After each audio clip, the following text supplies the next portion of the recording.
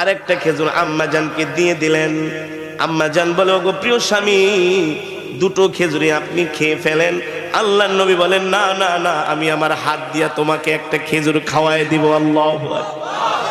এই কথা বলতে বলতে হঠাৎ করে নবীজির চোখ চলে যায় আম্মাজানের কাপড়ের দিকে।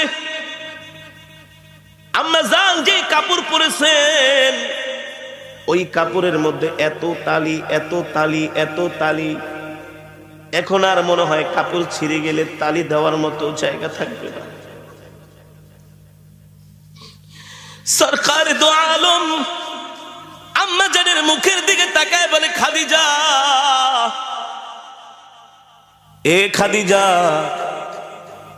40 মণ স্বর্ণ নিয়ে আমাকে বিবাহ করলা, কতটা মাস হয়ে গেল, ঠিক মতো কোনোদিন ঘরের বাজারও করি না, বাজার সদাইও আনতে